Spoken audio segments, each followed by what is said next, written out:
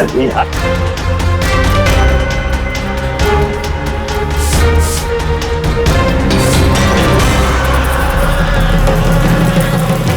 हरकत हुई, देखो देखो अटैकिंग मूड में आई है ये मधुमक्खी, देखो। सर किसी ने राज के परफ्यूम में फेरोमोन मिलाया। अरे यार ये मधुमक्खी ने मुझे काटा ना। सर आप निकलो यहाँ से। अरे यार अरे पानी में जाओ, पानी में। पानी किधर है? अरे सामने उस तरफ सर। अरे उधर कुआं है सर, जाओ ना। कुएं में घुस जाओ। अरे सर निकलो यहाँ से, जाइए सर।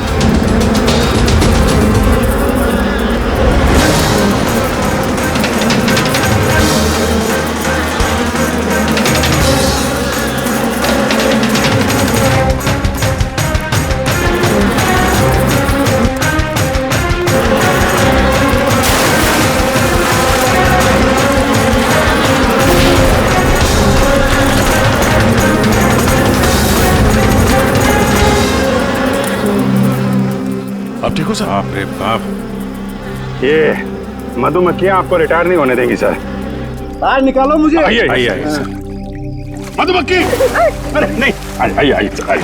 हेलो जी, नमस्ते, कैसे हैं आप?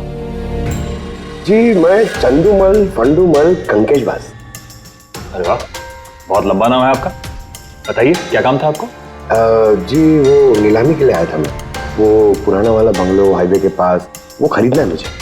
सर ऐसे नहीं खरीद सकते हैं सर, उसमें नीलामी होगी तभी वो जो जीतेगा वही खरीद सकता है। अरे तो पैसा लगाएगा ना, मैं पैसा लगाएगा। देखिए अब टाइम नहीं बचा है, सिर्फ 15 मिनट बचे हैं, आप लेट हो गए। अरे क्या बात कर रहे हैं सर, 15 मिनट में क्या क्या हो जाता है।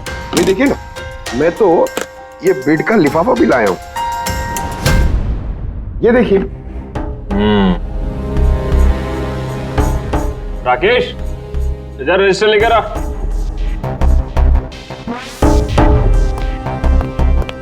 साहब को दो, एंट्री कीजिए साहब। हाँ यहाँ पर एंट्री कर दीजिए। अच्छा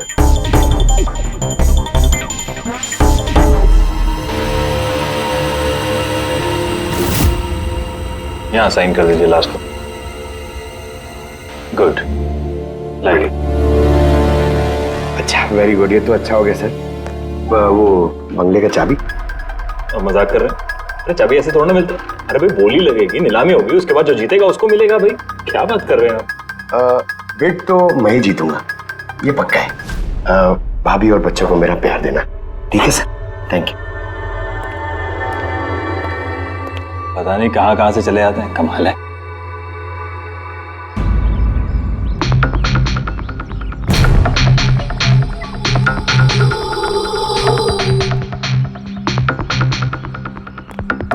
क्या भाई साहब काम हुआ?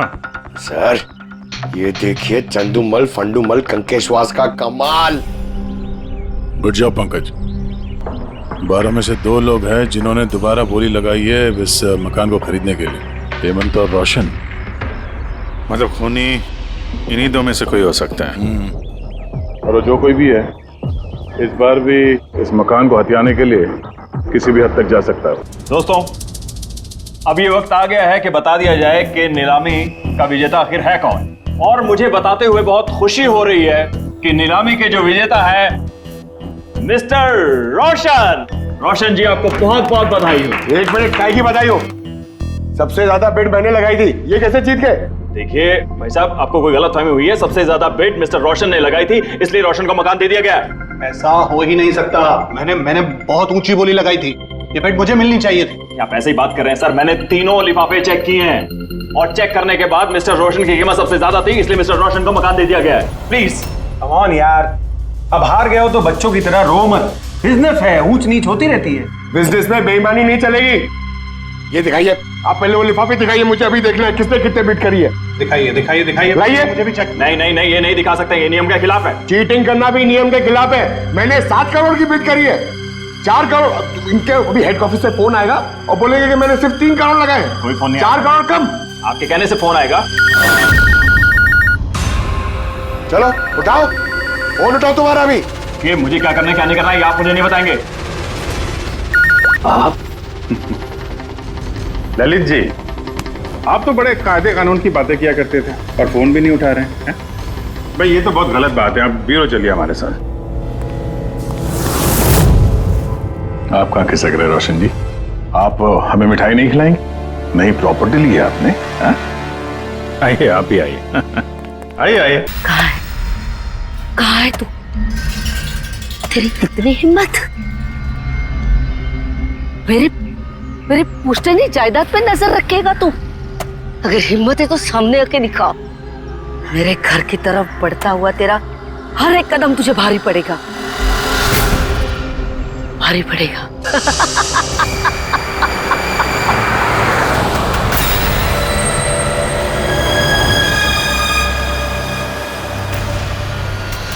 यार यहाँ पे तो कोई भी नहीं दिख रहा, किससे पूछूं? इतना घना जंगल है, कोई साइन बोर्ड भी नहीं है यहाँ पे।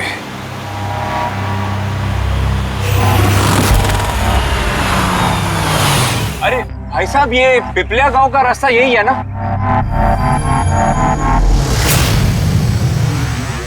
अरे सुनो ना भाई साहब। अरे बड़ा अजीब आदमी है।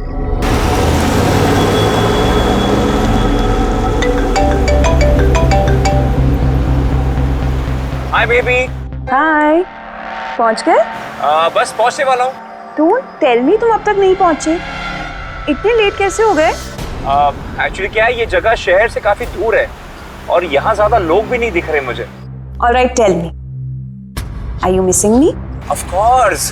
पूछने वाली क्या बात है? अच्छा तुम एक काम करो, जल्दी जल्दी ये सारी फॉर्मेलिटीज खत्म कर लो, अपनी सारी कागजी कार्रवाई एंड ऑल दैट। उसके बाद मे बी नेक्स्ट फ्लाइट से I can come and join you in India. What's it? Great, that's good news.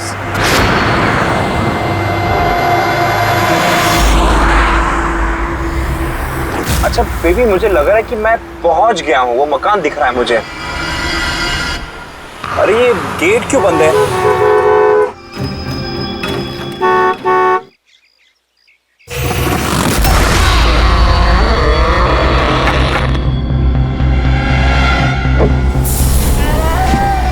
जी राय रंजीत के मकान में जा रहे हो? हाँ। मत जा, वो तेरी जिंदगी की सबसे बड़ी गलती होगी। मत जा। लेकिन आप कौन है? मैं तुम्हारी मौत, तुम्हारी मौत।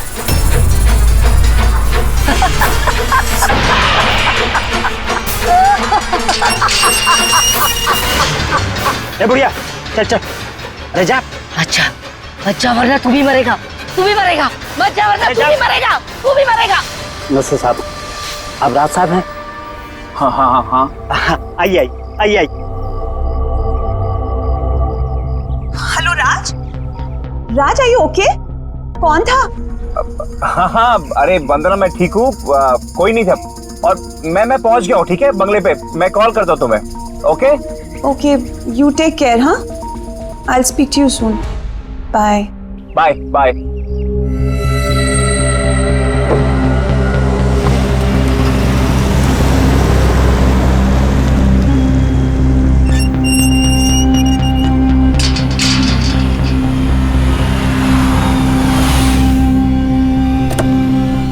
आइए साहब।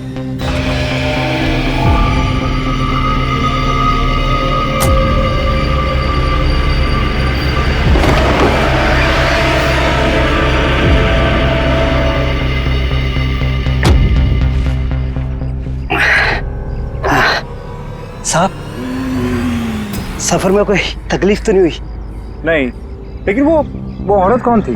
बुढ़िया औरत जो आपसे बात कर रही थी ना, लाली नाम है उसका। थोड़ी अजीब सी है। आपको उसकी बातों का बुरा तो नहीं लगा? नहीं, बुरा नहीं लगा मुझे, पर मुझे एक बात समझ में नहीं आई कि उस औरत ने मुझे यहाँ आने से मना क्यों किया। जाने दीजिए ना साहब उसकी बातों का। थोड़ी सी हिली हुई है, कुछ भी बकती रहती है। आप आइए, अंदर आइए।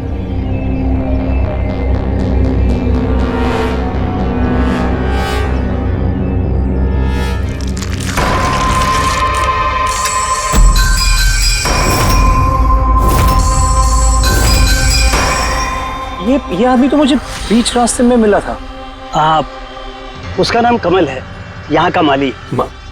हमने सोचा अब आप यहाँ पर रहने वाले हैं तो क्यों ना बगीचे के जो रंग बिरंगे फूल हैं फिर से खिल उठाएं। अच्छा आइए साहब।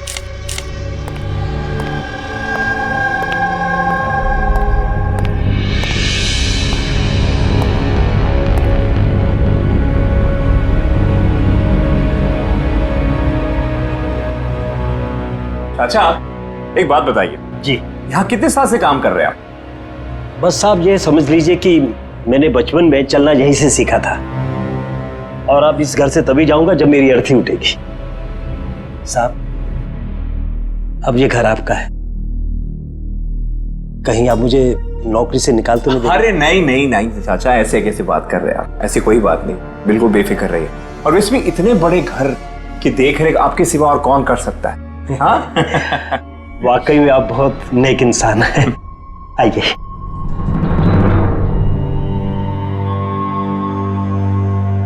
साहब ये है आपका रूम, वॉशरूम उधर है, आप फ्रेश हो जाइए, तब तक मैं आपके लिए खाने पीने का बंदोबस्त करता हूँ। ठीक है। ठीक है साहब।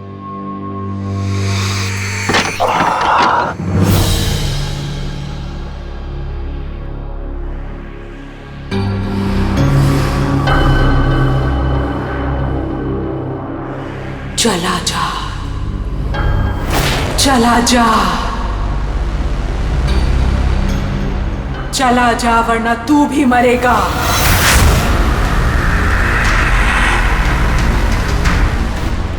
कौन?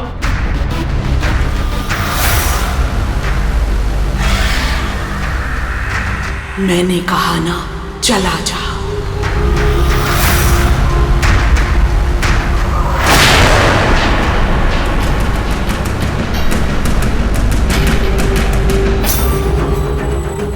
कौन है?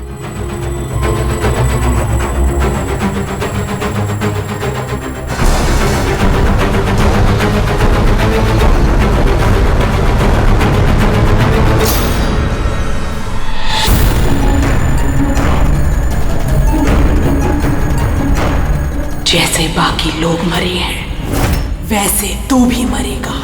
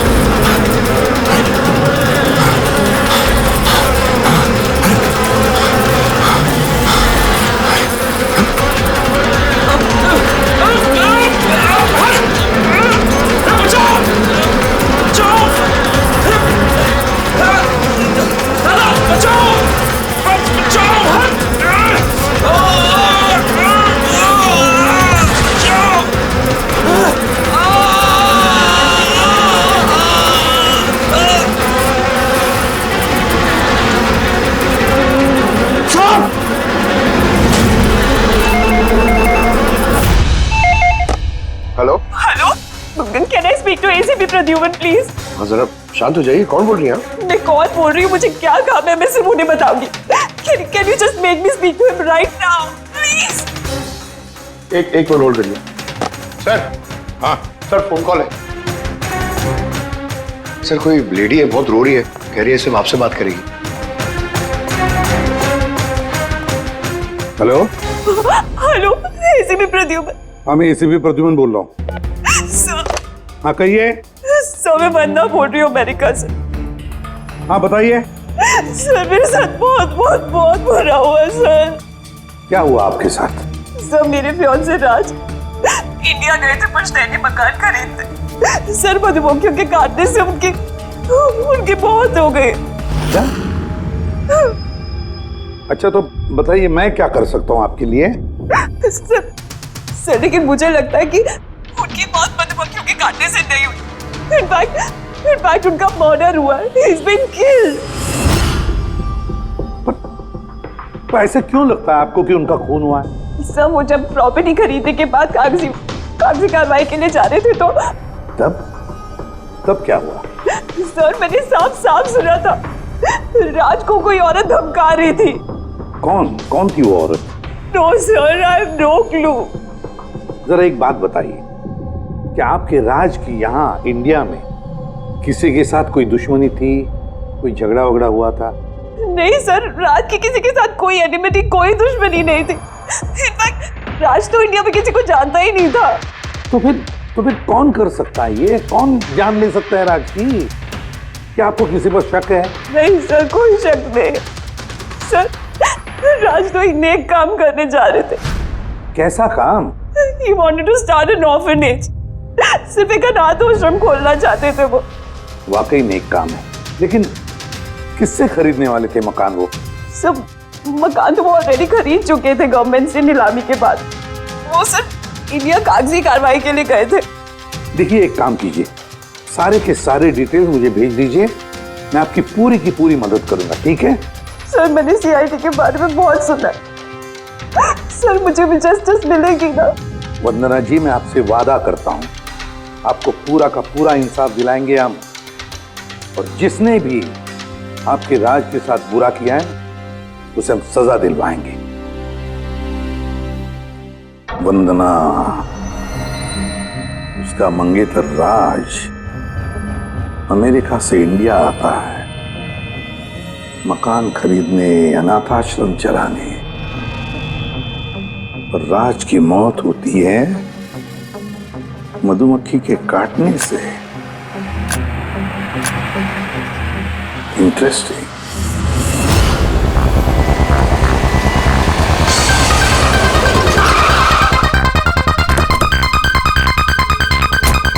सर यही वही बंगला है जो राज ने सरकार से नीलामी में खरीदा था।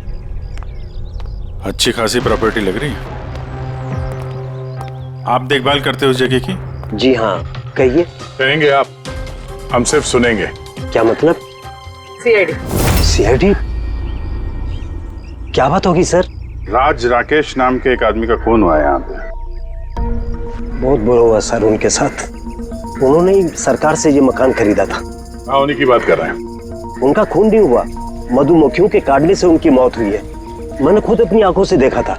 देखा होगा आपने, लेकिन यहाँ इस बंगलों में आने से पहले किसी औरत ने उन्हें धमकी दी थी। कुछ जानते हो उस औरत के बारे में? अच्छा, वो लाली साहब, वो बुढ़िया तो बेतुकी बेसर की बातें करती रहती है। आप उसकी बातों को गंभीरता से मत लीजिए। क्या गंभीरता से लेना और क्या नहीं वो हम तय कर लेंगे। आप ये बताइए कि वो लाली वो रहती कहाँ है? कहीं भी नहीं सर। कहीं भी नहीं मतलब? उस बेचारी का ना तो अपना कोई घर है और ना ही कोई अपना परिवार। बस दिन भर इधर उधर घूमती रहती है। नहीं, कहीं तो बैठती होगी, खाना वाना खाती होगी। कोई एक जगह होगी ना जहाँ पे वो रहती होगी ज्यादातर। हाँ, पास में एक तालाब है, अक्सर वहीं बैठी रहती है। अच्छा, दे क्या तुम इस लाली से मिल लो, तब तक इस मकान का चक्कर लगा लेता हूँ मैं। ठीक है।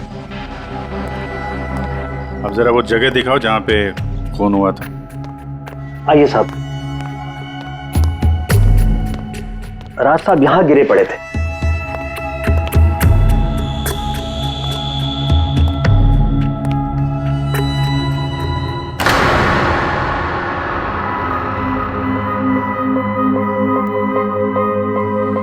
पहले मधुमक्खियों ने राज साहब को मारा, फिर वो खुद मर गए।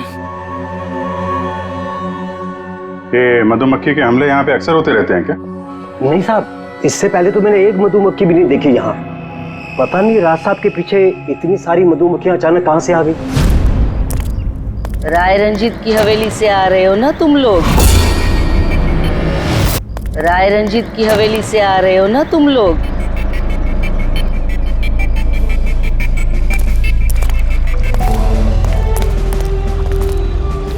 क्या कहा आपने? राय रंजीत के मकान से लौट रहे हो? आप कौन है? क्यों गए थे वहां? अपनी मौत को दावत देने गए थे। सर लगता है ये लाली है। आप लाली हो ना? हाँ, तुम्हें किसने बताया? तुम्हें राय रंजीत के जासूसों ने यहाँ भेजा है? हाँ, उन्होंने ही भेजा है ना यहाँ पे। कौन राय रंजीत? सांप था वो, सांप। उसने मेरी दादी को धोखा दिया, उन्हें अपने ही घर से धक्के मार के निकाल दिया। चलो ऐसे बाहर। छोड़िए मुझे, मुझे मेरे घर से मत निकाल, मुझे मेरे घर से मत निकाल। शर्म आनी चाहिए तुम्हें रंजीत, तुम अपनी खुद की भाभी को घर से बाहर निकाल रहे हो। कम से कम अपने भैया का तो लिहाज किया होता। अरे उनका क्या लिहाज करना, उन्होंने खुद ही तो अंगूठा लगाकर ये घर मेरे नाम किया है। तूने उन्हें शराब पिलाकर धोखे से अंगूठा लगवाया था। अब क्यों किया, कैसे किया, इस गहराई में जाने से क्या फायदा। समझने वाली बात तो ये है कि ये मकान अब मेरा है और तू सड़क पर आ गई है। चलो निकलो इसे यहाँ से। तेरे हिस्से में ना सिर्फ घर नहीं आया है, एक मकान आया है, एक ऐसा मकान जिसके हर कोने में मेरी बददुआएं गूंजेगी। मैं तुझे श्राप देती हूँ, सिर्फ तू ही नहीं, इस घर का जो भी मकान मालिक बनेगा वो जिंदा नहीं बचेगा। मौत का खेल होगा यहाँ, मौत का खेल। अब तक कितने लोग मरे? वो सब लोग मर गए जिन्होंने वो मकान खरीदना चाहा। तुम लोग वो घर मत खरीदना, तुम भले लोग लग रहे हो, वरना तुम्हारी बीवी विधवा हो जाएगी।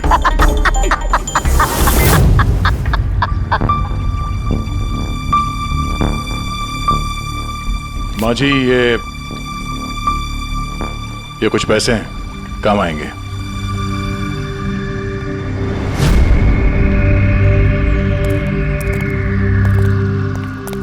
सर लगता नहीं है इसका राज की मौत में कोई हाथ है। ये तो खुद बेचारी सदमे और विश्वास में लग रही है। हो सकता है राज की मौत कोई मर्डर ही ना हो, कोई हादसा हो।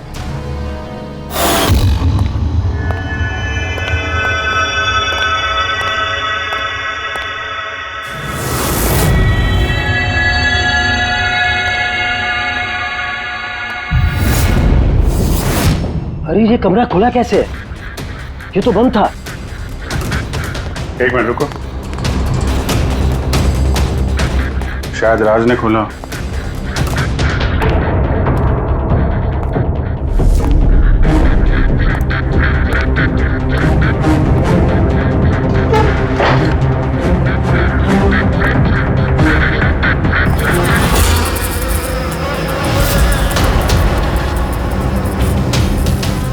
ये है तो छत्ता यहाँ पे।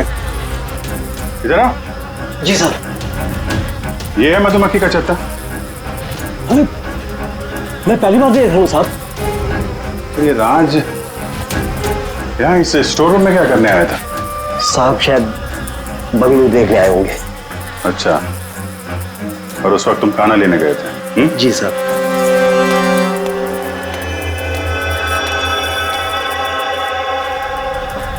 वो कौन है? वो कमल है साहब, यहाँ का माली। जब राज साहब की मौत हुई थी तो ये था यहाँ पे? जी हाँ था। कमल इधर आओ, साहब बुला रहे। जी सर। कमल, जब राज साहब की मौत हुई थी तो यहाँ आसपास किसी अनजान आदमी को देखा था तुमने?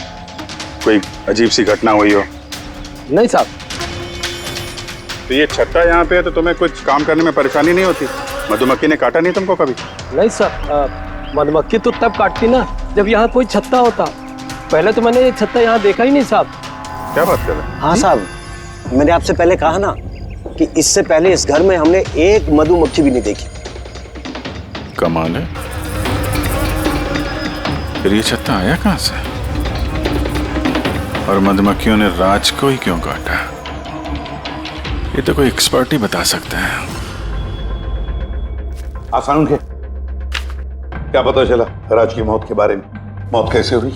बॉस, इसकी मौत मधुमक्खियों की वजह से हुई है। यार तुझे पूरा यकीन है राज की मौत मधुमक्खियों की वजह से ही हुई है। हाँ बॉस, ये डॉक्टर ने जो रिपोर्ट बनाई है मैंने वो भी देख ली, इस राज का अच्छी तरह से चेकअप भी कर लिया। मुझे पूरा यकीन है राज की मौत मधुमक्खियों के डंक के जहर की वजह से ही हुई है। सर, बचपन में मुझे मधुमक्खी ने काटा था, मैं तो जिंदा हूं। हाँ सालू के साहब, पंकज पे जहर का असर क्यों नहीं हुआ? अरे पंकज को मधुमक्खी ने काटा था, मधुमक्खियों ने नहीं काटा था। बॉस, अगर एक दो मधुमक्खी काटे तो बात समझ में आती है, लेकिन सैकड़ों मधुमक्खियां अगर हमला कर दे तो इट्स इम्पॉसिबल। मधुमक्खियों के डंक से साळुंखे कहता है कि राज की मौत मधुमक्खियों के डंक से हुई है, मधुमक्खियों के जहर से। और राज की मंगेतर वंदना कहती है कि राज का खून हुआ है।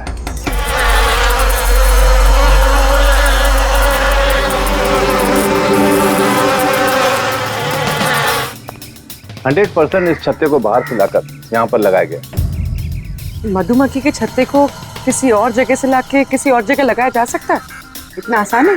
इतना मुश्किल भी नहीं है। शहद के व्यापार के लिए अक्सर ऐसा किया जाता है। आप बता सकते हैं कितने दिन पहले इस छत्ते को यहाँ पे लगाया गया? ज्यादा दिन नहीं, लगभग 2-3 दिन। सर, अगर मान भी ले कि खूनी ने ये छत्ता यहाँ पर इसलिए लगाया था कि वो राज को मार सके, लेकिन उसे कैसे पता था कि ये मधुमक्खियाँ राज पे ही हमला करेंगे, किसी और पे नहीं? मधुमक्खियाँ बिना वजह किसी पे भी डंक नहीं मारती, क्योंकि डंक मारने के बाद उनकी खुद की भी मौत हो जाती है। तो ऐसी क्या चीज है जो उन्हें उत्तेजित करती है अटैक करने के लिए? देखिए, जब उन्हें लगता है कि सामने वाले इंसान से उन्हें कुछ खतरा। अच्छा केदार साहब, ऐसा हो सकता है क्या कि मधुमक्खियों को ट्रेन किया जा सके कि वो किसी एक आदमी पे हमला करें? कैसी बातें करते हैं अभिजीत साहब, ये मधुमक्खियाँ शार्प शूटर नहीं कि कोई भी इन्हें कह दे कि फलां फलां को डंक मारकर आ जाओ। अच्छा, आपने अभी भी कहा कि ये मधुमक्खी किसी को काटने के बाद ये खुद भी मर जाती है, तो ऐसी क्या मजबूरी है कि वो किसी को काटती है? जरा डिटेल में समझाएंगे? मधुमक्खी जब भी किसी को डंक मारती है तो फेरोमोन नाम का एक गंध छोड़ती है, जिससे कि बाकी मधुमक्खियां सचेत होकर सब मिलकर उस पर हमला कर देती हैं। इसीलिए मैंने पहले भी कहा था, मधुमक्खियां बिना वजह किसी पे भी हमला नहीं करती। जरूर राज ने मधुमक्खी के छत्ते के साथ कुछ छेड़खानी की होगी। सर, खूनी को कैसे पता था कि राज इस छत्ते के साथ छेड़खानी करेगा? कहीं ये मौत वाकई हादसा तो नहीं? नहीं पूर्वी, राज के आने के ठीक 2 दिन पहले इस छत्ते को यहाँ पे लगाना ये कोई संयोग तो नहीं हो सकता। सर, राज की मौत के बाद ये घर वंदना के नाम हो जाएगा, कहीं सबके पीछे वंदना तो नहीं है? वंदना इंडिया कब आ रही है? What nonsense! How could you even think like that? आप ऐसे कैसे सोच सकते हैं कि राज की मौत के पीछे मेरा हाथ हो सकता है? और फर्ज कीजिए कि राज की मौत के पीछे मेरा हाथ था, तो मैं आप लोगों को फोन क्यों करती? पुलिस तो ऑलरेडी ये केस क्लोज कर चुकी थी ना। देखिए, हम सिर्फ पूछ रहे हैं। वैसे राज जी के बाद ये मकान किसके नाम पे है? I don't know. राज ने गवर्नमेंट से मकान खरीदा था, तो शायद गवर्नमेंट को वापस मिल गया। मुझे अभी तक कोई नोटिस नहीं है। हाल फिलहाल में राज का किसी के साथ कोई झगड़ा हुआ था? I have already told you that Raj एक नेक दिल इंसान थे और उनका किसी से दुश्मनी होना वॉज इम्पॉसिबल। अगर मुझे पता होता कि राज की नेक दिली उनकी जान ले लेगी तो मैं उन्हें कभी इंडिया आने ही नहीं देती। ये अनाथ आश्रम खोलने का ख्याल राज जी के दिमाग में कैसे आया? राज खुद अनाथ थे, इसलिए वो दूसरे अनाथ बच्चों की फीलिंग समझते थे। वो अनाथ बच्चों को घर जैसा माहौल देना चाहते थे, और जैसे उन्हें पता चला कि गवर्नमेंट ये मकान नीलाम कर रही है तो राज ने सबसे ऊंची बोली लगाकर ये मकान खरीद लिया। तो कहीं इस राज की मौत का कारण ये घर तो नहीं है? हो सकता है कोई और भी इस घर को खरीदना चाहता था, राज बीच में आ गया इसलिए। व्हाट? कोई इतना नीच कैसे हो सकता है? इस दुनिया से इंसानियत उठ गई है क्या? इंसानियत है वंदना जी, इंसानियत है, लेकिन कुछ लोग हैं जो इंसानियत में जहर घोलने पे तुले हुए हैं। पता करते हैं किस किस को दिलचस्पी थी इस प्रॉपर्टी में। देखिए सर, मैं आप लोगों को नहीं बता सकता हूँ कि राज जी के अलावा किन किन लोगों ने इस नीलामी में हिस्सा लिया था। सॉरी। क्यों नहीं बता सकते? देखिए, ये सरकारी सर इंफॉर्मेशन है, ऐसी किसी के साथ शेयर नहीं कर सकता हूँ मैं। हम भी तो सीआईडी का ही काम कर रहे हैं। हाँ वो सब ठीक है, लेकिन क्या है कि अगर सरकारी नोटिस मिल जाए तो मैं ये आपको इन्फॉर्मेशन दे सकता हूँ, उसके बिना नहीं दिखा सकता सर। नोटिस मिल गया। आप खुश हैं? आप देखिए अगर काम कायदे से होता है तो अच्छा लगता है। हाँ ठीक है, ये लीजिए, ये लीजिए। कुल मिलाकर सर 12 लोग थे जो इस बंगलों को खरीदना चाहते थे सर। सर इस बंगलों के पास एक्चुअली सरकार एक हाईवे बना रही है, इसलिए सब लोग बढ़ चढ़कर बोली लगा रहे हैं और हर कोई इस बंगलों को खरीदना चाहता है। अच्छा, ये राज जी की मौत के बाद अब ये मकान किसको मिलेगा? देखिए राज जी ने कागजी कार्यवाही पूरी नहीं की थी, इसलिए नीलामी अब दोबारा से होगी और जो विजेता होगा उसको ये बंगलो मिल जाएगा। आई सी। और ये नई नीलामी कब होगी? देखिए सर अभी उसकी डेट तो तय नहीं है सर, लेकिन आपको एक बात और बताना चाहूंगा सर कि राज्य से जितने भी बिल्डर्स थे वो काफी भड़के हुए थे, काफी नाराज थे, क्योंकि उन्होंने सबसे ज्यादा बोली लगाई थी। नहीं सर, एक्चुअली उन्होंने डेडलाइन के बाद बिड सबमिट की थी सर, इसी वजह से लोग नाराज थे उनसे। लेकिन अगर डेडलाइन के बाद उन्होंने बिड किया था तो सरकार ने एक्सेप्ट कैसे कर लिया? सर एक्चुअली वहां पर वो अनाथ आश्रम खोलना चाहते थे और सर अमेरिका से जो इंडिया का वक्त का फर्क है सर वो 9.5 घंटे का है, इसलिए सरकार ने वो बिड एक्सेप्ट कर ली थी। देखिए अब घर तो उसी को मिलेगा जिसकी किस्मत में होगा सर। किस्मत में नहीं भी होगा तो उसने अपनी किस्मत की रेखाएं बदलने के लिए कोशिश तो की होगी और जरूर इस लिस्ट में से ही कोई होगा वो। ललित जी, अब तो ये दोबारा नीलामी होगी, तो जिन लोगों ने अप्लाई किया है इस दूसरे नीलामी के लिए, क्या हम उनकी लिस्ट देख सकते हैं? नो सॉरी, ये लिस्ट आपको मैंने इसलिए दिखा दी कि ये नीलामी हो चुकी है, लेकिन वो जो नई लिस्ट आने वाली है सर वो तो आप किसी भी कीमत पर नहीं देख सकते। अरे अरे अरे अरे सारंगी, तू क्या करने क्या जा रहा है यार? क्या सुन रहा हूं मैं? जो सुना है सही सुना है बस। क्या सुना? रिजाइन हो रहा है तू? हाँ। क्यों क्यों? बस मेरा टाइम आ गया। क्या टाइम आ गया? 1 मिनट टाइम है यार अभी। अरे ये टाइम नहीं यार। तो फिर देखो, हर इंसान को लाइफ में एक न एक दिन रिटायरमेंट लेना पड़ता है ना, चाहे वो क्रिकेटर हो, म्यूजिशियन हो, कोई भी हो। मेरा भी टाइम आ गया, मैं भी रिटायरमेंट ले रहा हूँ। अबे कहाँ जा रहा है तू? ये देख लो। ये क्या है? देख लो देख लो यार, क्या तू कर रहा है सारुण? के समझ में नहीं आ रहा है ये एयर टिकट। कहाँ जा रहा है? हाँ, लंदन। अरे वाह रे वाह। पंकज कैंसिल कर। नहीं नहीं कैंसिल नहीं होगा।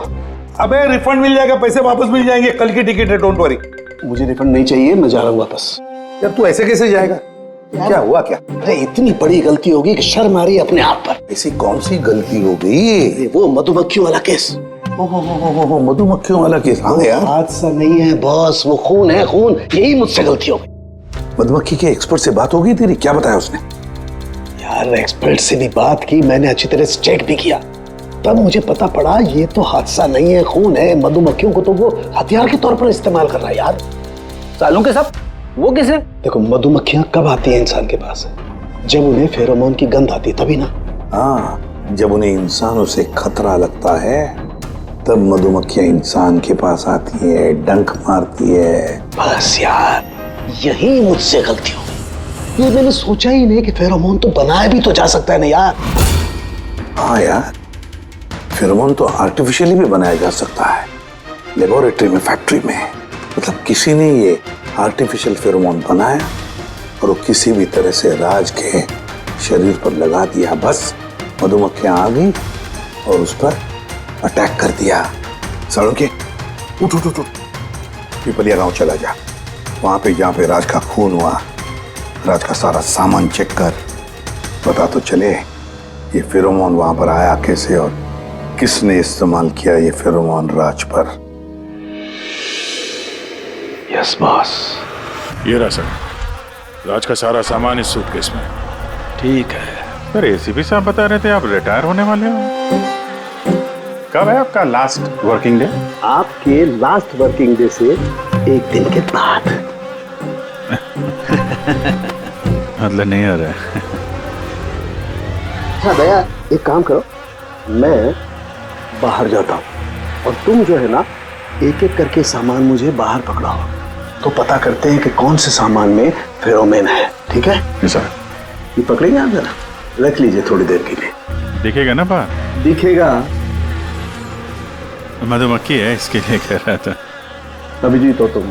हाँ। ये पूर्वी है। हाँ। ये दया। अरे दिख रहा है सर। फिर चलिए चलिए चलिए, संभाल के सर, संभाल के। हाँ। चलिए जी सर।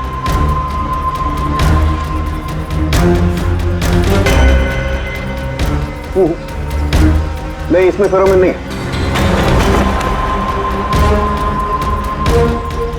अरे सर संभल के। अरे कुछ नहीं, जिसमें फेरोमोन होता है उसी पे अटैक करती है।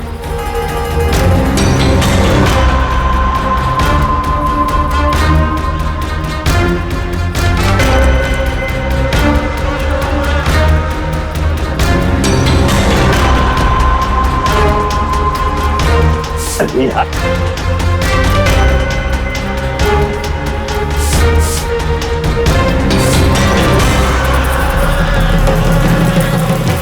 हरकत हुई, देखो देखो, अटैकिंग मूड में आई है ये मधुमक्खी। देखो सर, किसी ने राज के परफ्यूम में फेरोमोन मिलाया। अरे यार, ये मधुमक्खी ने मुझे काटा ना। सर आप निकलो यहाँ से। अरे यार, अरे पानी में जाओ, पानी में। पानी किधर है? अरे सामने उस तरफ सर। अरे उधर कुआं है सर, जाओ ना। कुएं में घुस जाओ। अरे सर निकलो यहाँ से, जाइए सर।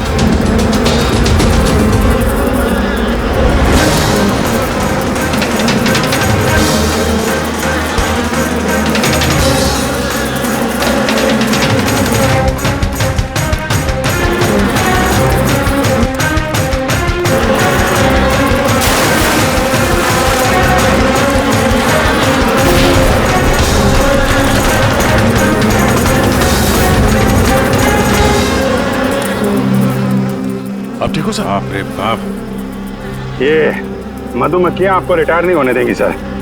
बाहर निकालो मुझे। आइए आइए आइए सर। मधुमक्खी, अरे नहीं, आइए आइए सर, आइए।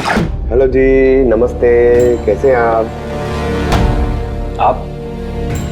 जी मैं चंदूमल फंडूमल कंकेशवास।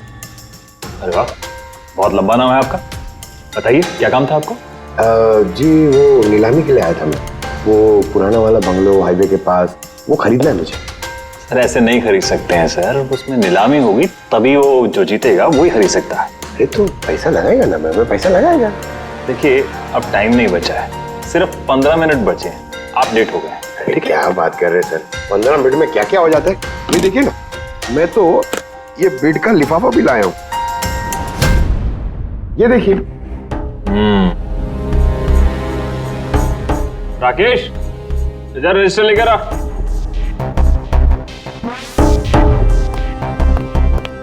साहब को दो, एंट्री कीजिए साहब। हाँ, यहाँ पर एंट्री कर दीजिए। अच्छा।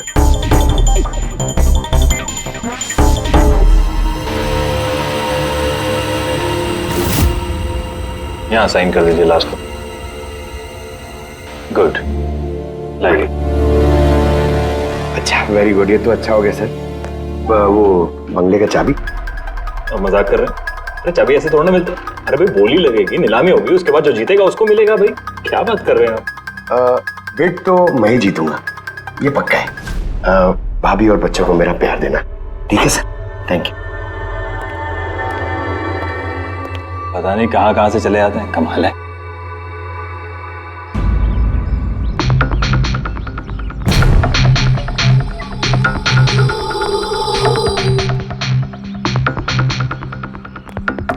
क्या भाई साहब काम हुआ? सर ये देखिए, चंदूमल फंडूमल कंकेशवास का कमाल। उठ जाओ पंकज। 12 में से 2 लोग हैं जिन्होंने दोबारा बोली लगाई है इस मकान को खरीदने के लिए, हेमंत और रोशन। मतलब खूनी इन्हीं 2 में से कोई हो सकता है। और वो जो कोई भी है, इस बार भी इस मकान को हथियाने के लिए किसी भी हद तक जा सकता है। दोस्तों, अब ये वक्त आ गया है कि बता दिया जाए कि नीलामी का विजेता आखिर है कौन। और मुझे बताते हुए बहुत खुशी हो रही है कि नीलामी के जो विजेता है मिस्टर रोशन। रोशन जी, आपको बहुत बहुत बधाई हो। 1 मिनट, काय की बधाई हो? सबसे ज्यादा बिड मैंने लगाई थी, ये कैसे जीत गए? देखिए भाई साहब, आपको कोई गलतफहमी हुई है। सबसे ज्यादा बिड मिस्टर रोशन ने लगाई थी, इसलिए रोशन को मकान दे दिया गया। ऐसा हो ही नहीं सकता। मैंने बहुत ऊंची बोली लगाई थी। ये बेड मुझे मिलनी चाहिए थी। आप ऐसे ही बात कर रहे हैं सर, मैंने तीनों लिफाफे चेक किए हैं और चेक करने के बाद मिस्टर रोशन की कीमत सबसे ज्यादा थी, इसलिए मिस्टर रोशन को मकान दे दिया गया है। प्लीज कम ऑन यार, अब हार गए हो तो बच्चों की तरह रो मत। बिजनेस है, ऊंच नीच होती रहती है। बिजनेस में बेईमानी नहीं चलेगी। ये दिखाइए, आप पहले वो लिफाफे दिखाइए, मुझे अभी देखना है किसने कितने बिट करी है। दिखाइए दिखाइए दिखाइए, लाइए। मुझे भी चेक। नहीं नहीं नहीं, ये नहीं दिखा सकते, ये नियम के खिलाफ है। चीटिंग करना भी नियम के खिलाफ है। मैंने 7 करोड़ की बिट करी है, 4 करोड़। इनके अभी हेड ऑफिस से फोन आएगा और बोलेंगे कि मैंने सिर्फ 3 करोड़ लगाए। कोई फोन नहीं 4 करोड़ कम। आपके कहने से फोन आएगा। चलो उठाओ, फोन उठाओ तुम्हारा भी। ये मुझे क्या करना है क्या नहीं करना है, ये आप मुझे नहीं बताएंगे। आप ललित जी, आप तो बड़े कायदे कानून की बातें किया करते थे और फोन भी नहीं उठा रहे हैं। भाई ये तो बहुत गलत बात है। आप ब्यूरो चलिए हमारे साथ। आप कहाँ खिसक रहे रोशन जी? आप हमें मिठाई नहीं खिलाएंगे? नई प्रॉपर्टी ली है आपने? आइए, आप ही आइए। आइए आइए। सर रोशन जी बिल्कुल ठीक बोल रहे हैं सर।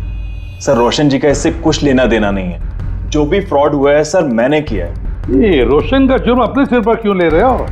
अच्छा खासा पैसा दिया है क्या रोशन ने तुम्हें? और एक बात याद रख लो, ये पैसा खर्च करने को नहीं मिलेगा, क्योंकि तुरंत फांसी होगी तुम्हें। सर इतनी सी बेईमानी के लिए फांसी चढ़ा देंगे? नहीं नहीं नहीं, बेईमानी के लिए नहीं, खून के लिए। खून के लिए फांसी होगी। सर खून? किसका खून सर? राज राकेश का खून, जिसने पिछली नीलामी में वो घर, वो प्रॉपर्टी खरीदी थी। सर लेकिन मैंने किसी को नहीं मारा है सर। सर मैंने नहीं मारा है सर किसी को। पता है, इस रोशन ने मारा है। तो इसकी पोल खोल दो, वरना इसके पाप का मटका तुम्हारे सिर पे फूट जाएगा। सर ये क्या कह रहे हैं सर आप? मैं भला राज को क्यों मारूंगा सर? इस प्रॉपर्टी के लिए, और किस लिए? क्या कह रहे हैं आप सर? सर मैं मानता हूं कि मैं ललित के साथ मिलकर नीलामी में छोटी मोटी हेरा फेरी करता था, पर सर एक प्रॉपर्टी के लिए किसी का मर्डर थोड़ी कर दूंगा मैं। तो मतलब तुम्हारे कहने का मतलब है तुमने ये खून नहीं किया? नहीं सर। चल ठीक है, पूर्वी जरा वो परफ्यूम लाना।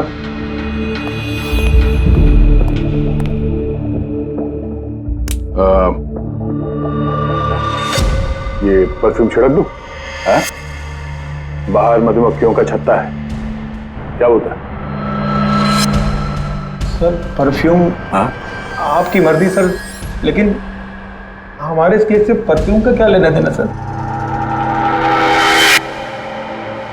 मुझे वाकई पता नहीं इस परफ्यूम का कोई इस केस से संबंध है। सर जी हम सच कह रहे हैं सर, राज जी की मौत से हमारा कोई संबंध नहीं है सर। तो ललित बिल्कुल ठीक कह रहा सर।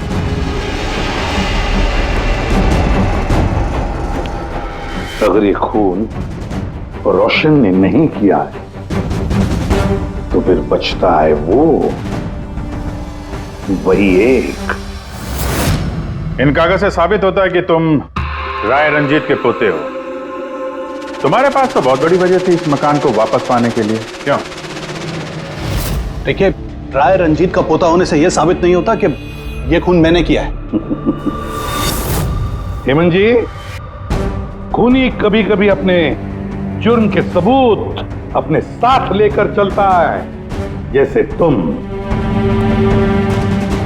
मैं समझा नहीं। मैं समझाता हूं। ये रहे सबूत। कमाल है सालू के साहब, सेफ्टी सूट पहनने के बावजूद भी आप दोनों को मधुमक्खियों ने काटा। हाँ, कभी कभी सेफ्टी सूट पहनने के बाद भी मधुमक्खियां डंक मार सकती हैं, और फिर मधुमक्खी के छत्ते को इधर से उधर ले जाने में तो और भी ज्यादा अटैक हो सकता है, नहीं? ठीक देखिए, वो दरअसल बहुत हो गया हेमंत, तुम्हारी बेगुनाही का और भी कोई सबूत चाहिए? जी नहीं, मैंने ये सब किया था। जब राज बंगले में घुसा तब मैं वहीं था, और मौका देखकर मैं बंगले में घुस गया था। मैंने परफ्यूम की बोतल के अंदर फेरोमोन मिला दिया। उसके बाद राज को आवाज से डिस्ट्रैक्ट किया, मधुमक्खी के छत्ते तक लेकर गया, और उसके बाद का काम मधुमक्खियों ने कर दिया था। मुझे मेरा पुश्तैनी मकान वापस चाहिए था। वाह रे वाह, अपने पुश्तैनी मकान के लिए तुमने एक नेक इंसान का खून कर दिया। कानून तुम्हें कभी माफ नहीं करेगा। तुम्हें कम से कम आजीवन कारावास की सजा होगी। ले जाओ इसे पंकज।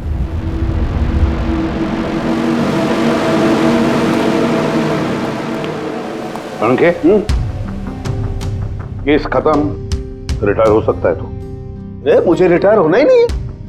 कल तक तो बोल रहा था रिटायर करो। वो कल की बात थी। हे भगवान, मतलब पीछा तो नहीं छूटने वाला इस आदमी से अपना। पीछा नहीं छूटने वाला है किसी का, किसी से नहीं। मुझे तुम्हारे बिना चैन नहीं और तुम्हें मेरे बिना चैन नहीं। ये लीजिए, सरकार ने बंगलो अब राज से आपके नाम करने का निर्णय लिया है। उम्मीद है कि अब आप मिस्टर राज के अनाथ आश्रम खोलने का सपना पूरा कर पाएंगे। राज के जाने के बाद मेरी लाइफ का यही मकसद रह गया है, उसका आखिरी सपना पूरा करना। But thank you so much Raj को जस्टिस दिलाने के लिए। हमने जो कुछ भी किया वो तो हमारा फर्ज था। आपको और कोई मदद की जरूरत हो तो हमें जरूर याद करिएगा। कभी कभी आते रहिएगा, उन बच्चों को भी आपसे इंस्पिरेशन मिलेगी। ये भी कोई पूछने की बात है? हो सकता है उन बच्चों में हमें कोई हमारा नया सीआईडी ऑफिसर मिल जाए।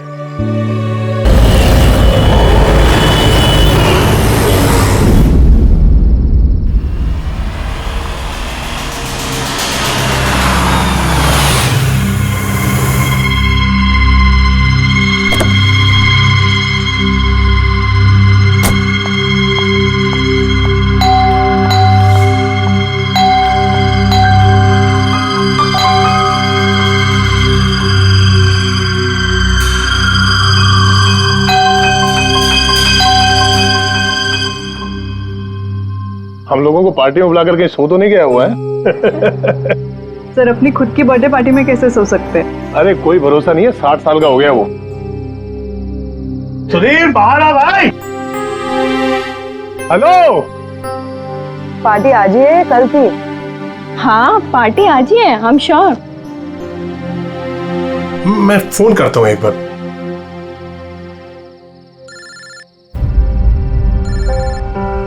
घंटी तो अंदर ही बज रही है, इसका मतलब अंदर ही है। तो फिर अंदर से कोई दरवाजा क्यों नहीं खोल रहे हैं? मैंने कहा ना 60 साल का हो गया, बचपना नहीं गया इसका भी। Sudhir,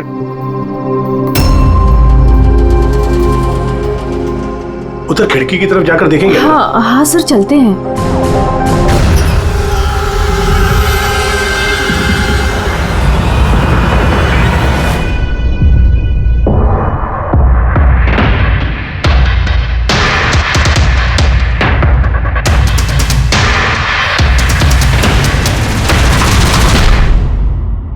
emergency medical card. इन्हें बादाम और फिश से एलर्जी थी।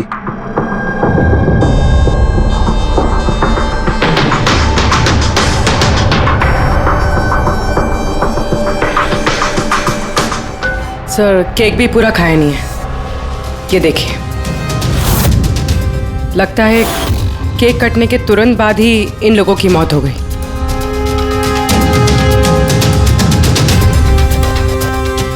हाथापाई के कोई निशान नहीं है, सीधे गोली लगी है।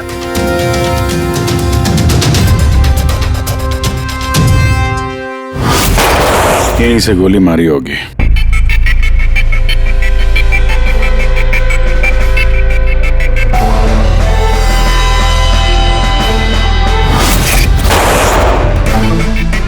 चौथी लाश कहाँ है? अंदर है सर।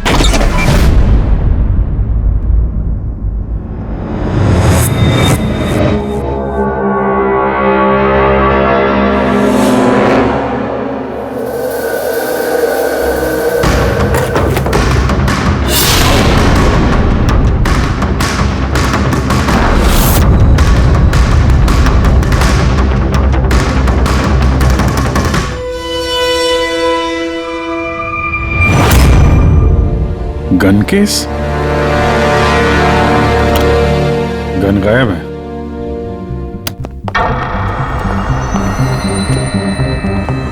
वैसे सर, इस हादसे को कितना टाइम हुआ होगा? इन चारों की मौत कल दोपहर में 2 बजे से 4 बजे के बीच में हुई। कौन लोग है ये, कुछ पता चला? हाँ सर, वो सुधीर जी हैं, आरके विप्स इंडस्ट्रीज के चेयरमैन। वो उनका बड़ा बेटा नील और ये उनका छोटा बेटा रितेश। और अंदर जो है वो सुधीर जी की वाइफ है माया। सर नील और रितेश दोनों आरके विप्स कंपनी के बोर्ड मेंबर थे, लेकिन कंपनी की हालत बहुत खराब थी, बंद होने पे आ गई थी। महीनों से बिल नहीं भरे और मार्केट का कर्जा नहीं चुकाया, बहुत सारे प्रॉब्लम थे। तो फिर यहाँ सेलिब्रेशन किस बात का हो रहा था? सर सुधीर जी का 60th बर्थडे था। बर्थडे सेलिब्रेट कर रहे थे? तो और भी लोग आए होंगे ना यहाँ पे? ऑफिस के कुछ लोग आए थे सर, और उनसे पूछताछ करके उन्हें जाने दिया। ये सब लोग यहाँ एक साथ रहते थे क्या? नहीं नहीं सर, यहाँ पे तो सिर्फ सुधीर जी और माया रहते थे। सुधीर जी ने नील और रितेश के लिए अलग अलग बंगले खरीद के रखे थे। ये दोनों वहीं पे रहते थे। आज तो ये अपने डैड का बर्थडे मनाने के लिए आए थे। सर शाम को बहुत बड़ी पार्टी होने वाली थी। केक काटने के कुछ मिनट बाद ही सबकी मौत हो गई। पार्टी प्लान करने वाली टीम आई थी यहाँ पर, किसी ने दरवाजा नहीं खोला तो वापस चले। बस मुझे लगता नहीं कोई बाहर से आया होगा। जो कुछ भी हुआ है इन चारों के बीच में ही हुआ है। नहीं, यहाँ घर में कोई नौकर वोकर तो होगा ना? है ना, नौकर है ना, लेकिन वो गाँव गया। सुधीर जी ने सिर्फ आज के लिए एक सर्वेंट हायर किया था। वो कल सुबह काम करके गया और पार्टी खत्म होने के बाद साफ सफाई करने आने वाला था। पार्टी खत्म होने से पहले ये सब खत्म हो गया। लगता तो ये मर्डर ही है। सॉरी डॉक्टर साहब, पर मुझे ऐसा लगता है कि इन चारों के अलावा यहाँ कोई पांचवा भी था जो बाहर से अंदर आया था। जरा ध्यान से देखो, यहाँ पे कहीं भी हाथापाई के कोई निशान नहीं है और हर चीज अपनी जगह पे है। ऐसा लगता है कि किसी ने केक में कुछ ऐसा मिला दिया था जिसे खा के चारों बेहोश हो गए। उसके बाद वो पांचवा आदमी घर के अंदर घुसा और उसने सबको गोली मारी। ये बस 100% मर्डर ही है। मर्डर और सुसाइड भी। सर तुम इतने यकीन से कैसे कह सकते हो? सही है। देखो, बाकी तीनों लाशों के पास स्ट्रगल का कोई भी निशान नहीं है सिवाय सुधीर जी के। पैर भी मुड़े हुए हैं, ब्लड लॉस ज्यादा है, तो ऐसा लगता है कि जब इनको गोली लगी तो ये जिंदा थे। अगर ये भी केक खा के बाकियों की तरह बेहोश होते तो उनकी तरह ही पड़े रहते। इन्होंने तीनों को गोली मारी और फिर खुदकुशी कर ली, ऐसा लगता है। अगर ऐसी बात है तो जिस गन से गोली चली वो गन कहाँ है? गन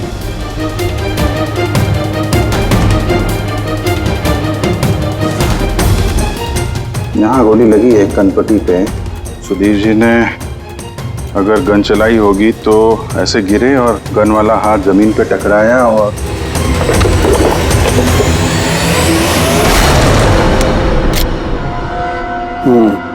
ये रही गन। सर ये देखिए, रितेश का मोबाइल मिला है। सर उसने केक काटने के बाद ही अपने सोशल प्रोफाइल पे सेल्फी अपलोड की। मैं कह रहा था ना, पांचवा कोई हो ही नहीं सकता है। सर पता नहीं क्यों मुझे अभी भी शक है। अब शक करना तो अपना काम ही है सर। एक काम करते हैं, जितने भी एविडेंस हैं, जितनी भी चीजें हैं, ब्यूरो लेके चलते हैं, देखते हैं एसीपी सर क्या कहते हैं। गड़बड़ लगती है सब।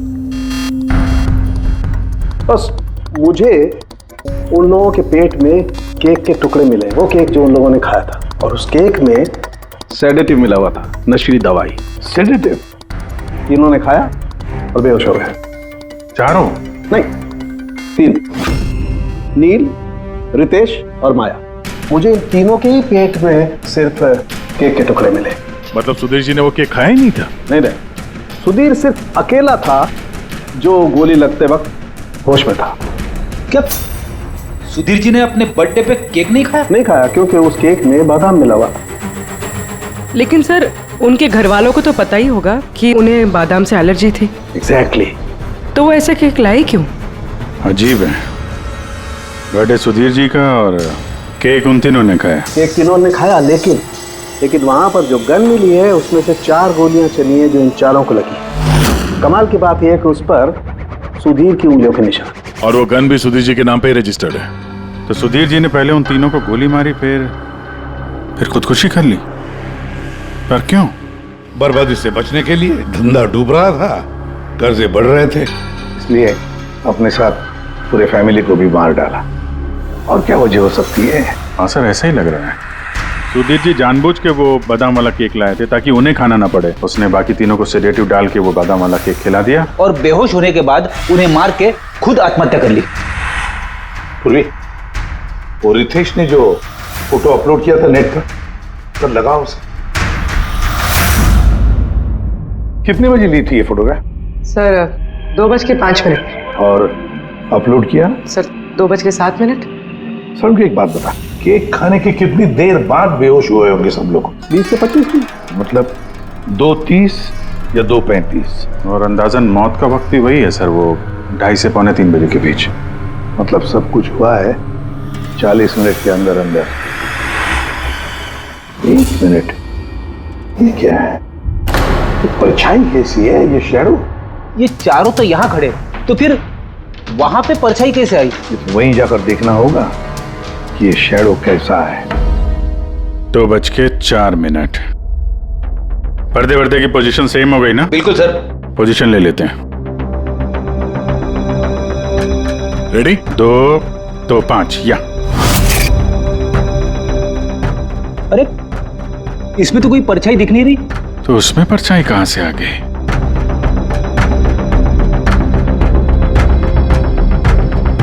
धूप इधर से आ रही। पूर्वी जरा उधर जाके खड़ी हो ना। या बस। हाँ, इसमें परछाई दिख रही है, बिल्कुल वैसी की वैसी, सेम टू सेम। वैसा ही था।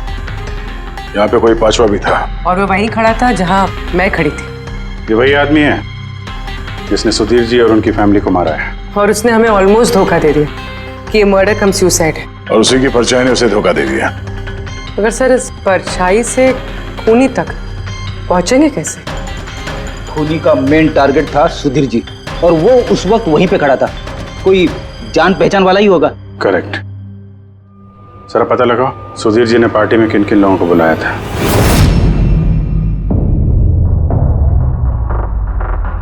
सर, मैं परी। तुम सुधीर जी की एग्जीक्यूटिव असिस्टेंट थी? जी। सर, मैं Jahnavi. Marketing head. Yes sir. जी, मेरा नाम जगन्नाथ है, मैं कंपनी का लॉयर हूँ। और सुधीर जी के पर्सनल लॉयर भी। जी हाँ, लेकिन आप लोग हमसे क्या जानना चाहते हैं? सुधीर जी की कंपनी में करीब 300 लोग काम करते हैं, लेकिन उन्होंने अपनी पार्टी में सिर्फ आप तीनों को बुलाया। ऐसा क्या खास रिश्ता था आप लोगों का सुधीर जी के साथ? सर, मैंने पहले भी कहा है कि मैं उनकी एग्जीक्यूटिव असिस्टेंट थी। तो एक एग्जीक्यूटिव असिस्टेंट के साथ इतने पर्सनल रिलेशन? सर, मैं सिर्फ उनका काम ही नहीं बल्कि उनकी पूरी लाइफ मैनेज करते थे। आई मीन पर्सनल और प्रोफेशनल दोनों। और उस दिन में मैं पार्टी मैनेज करने गई थी, सेलिब्रेट करने नहीं। और आप वकील साहब? सर, सुधीर और मैं बचपन के दोस्त हैं। उसका बर्थडे और मैं ना जाऊं ये कैसे हो सकता है? और आपको क्यों इनवाइट किया था सुधीर जी ने पार्टी में? सर, मुझे सुधीर सर ने नहीं, नील ने इनवाइट किया था। मैं और नील बहुत अच्छे फ्रेंड्स थे।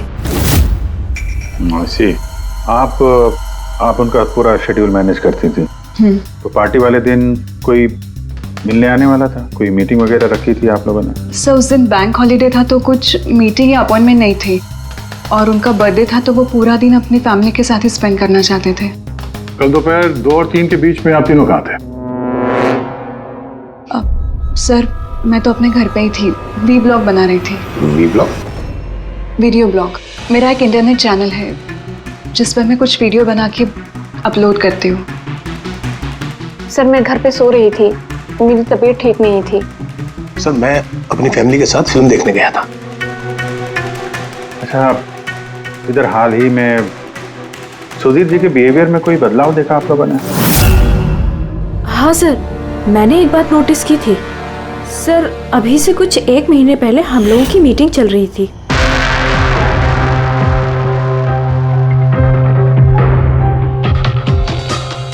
सर, क्या बात है, अंदर आ जाओ। ठीक है, तुम जाओ।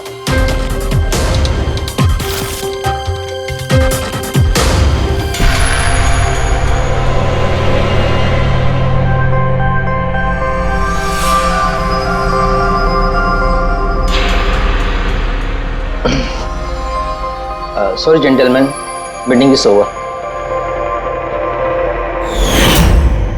बच्चों के कपड़े? Yes sir. अच्छा, और कुछ नोटिस किया आप लोगों ने? कोई अजीब बात?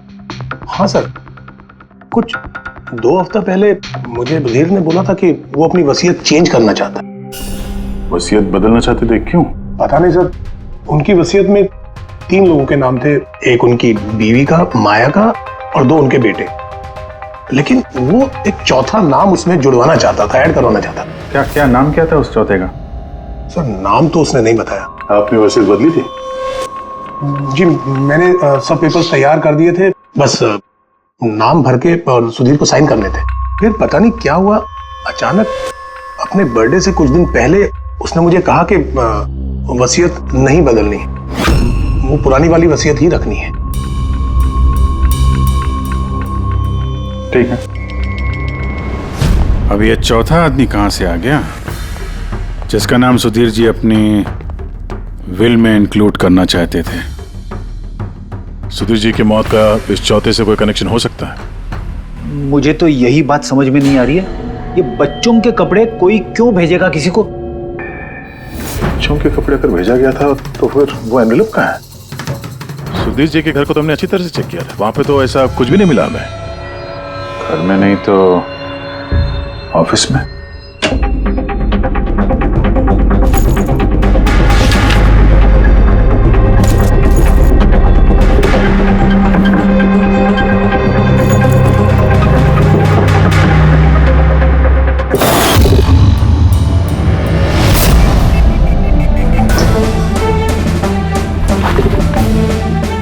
मिल गया।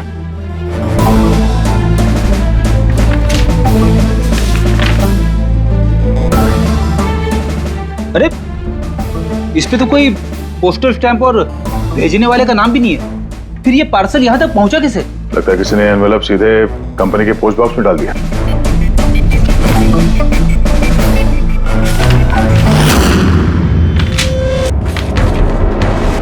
इस एनवेलप को डॉक्टर सालुंकी के पास भेज देते हैं, शायद उन्हें कुछ मिले। ठीक है, ये जानवी कह रही थी ना कि पार्सल देख के मिस्टर सुधीर एकदम चौंक गए थे। हो सकता है कोई पुरानी याद ताजा हो गई हो, और उसके बाद उन्होंने किसी को कॉल भी किया होगा। पिछले महीने के कॉल डिटेल्स मंगवाते हैं सुधीर जी के, देखते हैं ये एनवेलप मिलने के बाद सुधीर जी ने सबसे पहले फोन किसको किया था। सुधीर का फोन आया था एक अरसे के बाद। क्या बात हुई थी आप दोनों की? गुस्से में था कि मैंने उसे वो एनवेलप क्यों भेजा, लेकिन मैंने उसे कोई एनवेलप नहीं भेजा। लेकिन कोई तो वजह होगी, सुधीर जी ने आप पे शक किया। जी हाँ, वो एनवेलप में बच्चे के कपड़े थे।